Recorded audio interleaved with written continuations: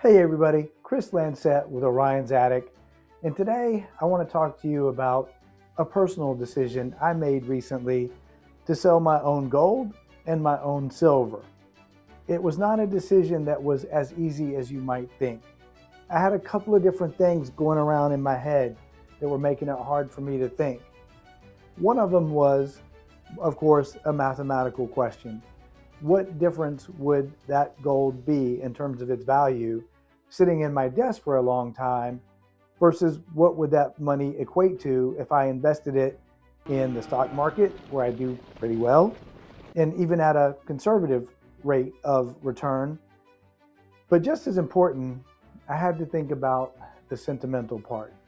And I think that's where a lot of us get tripped up making decisions about downsizing and about letting things go, is we let the sentimental value overwhelm our other senses. Some of the gold has very special memories for me, and the silver even more. They were gold coins that I bought because they were really beautiful and I wanted to put them on display and look at them.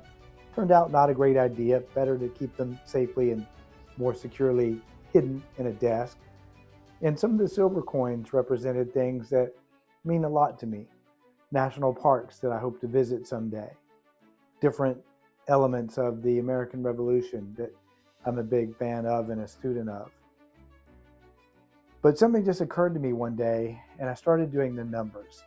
And before I talk about the sentimental part, I've got to just read the numbers that I came up with because, of course, I'm a journalism major. I can't memorize long lists of math. But I just want to share one paragraph with you to think about. After 10 years of sitting in a desk, the value of the gold, if I had $10,000 of it, to use a simple number, would come out to about $18,000. While that same $10,000 invested at even an 8% compounded interest rate, and stocks often do way better than that, but even at 8%, that money from the investment would come to $21,589, which is about 20% more money.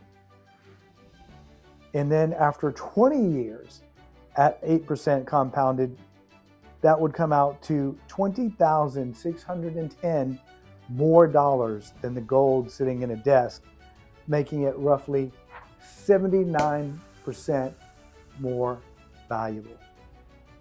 That is a lot of money to be leaving on the table, or in this case, sitting in a desk. So from a purely mathematical point of view, and I want to say, to be fair to gold, I gave it the benefit of the doubt of an 8% growth rate to be consistent with the investment rate.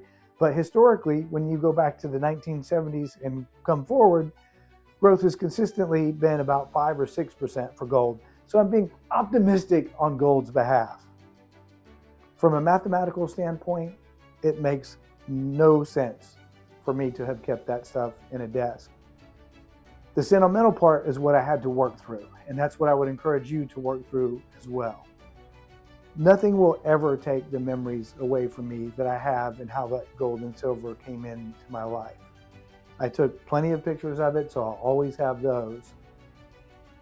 But when I really looked myself in the mirror and I looked really close and I looked into those blue eyes of mine and I thought it through, I decided I cannot justify keeping that stuff around for sentimental reasons, considering how much more money it would produce invested in other ways.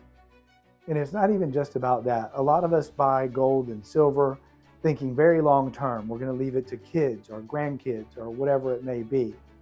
I don't happen to have kids, but I have two heart children, I call them, that are as close to me as any kids I could ever have.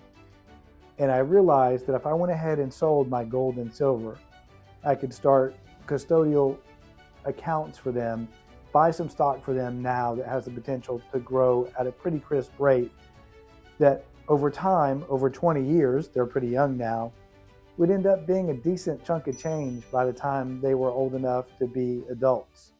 So I had that in mind. I had other things in mind.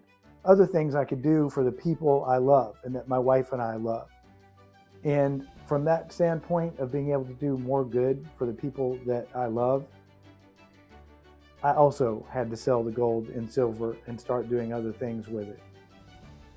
Not just that, there's so many causes and good causes in life that I support, environmental causes among others. I'm all about Mother Nature, all about Mother Earth, all about being the green choice for so many different things. That money sitting in a drawer, not really doing anybody any good. So ultimately, I chose to sell my gold and silver. I took a part of it and put it into my retirement investing funds, part of it into the stock market.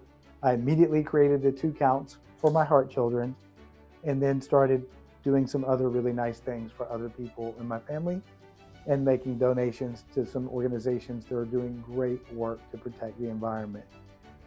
So if you're thinking about whether or not you want to sell your gold and silver, I'd say that you could do so much more good in so many ways using that money to make it grow and grow and grow and do even more of whatever it was you were trying to accomplish. Do good for your family, do good for your friends, do good for the causes you care about, do good for yourself. By selling that gold and silver, we buy it all the time. You can call us, contact us, email us, send a carrier pigeon. We don't care. We come to you. We'll be happy to help you get the money you need to do more good for yourself and everyone and everything you love. Learn more at Orion's Attic TV, and be sure to find the story on our website about this very subject. And if you want to see something else that blows your mind, take a look at this chart that shows how much more money you would have if you run that time period out 20 years. It will blow your mind.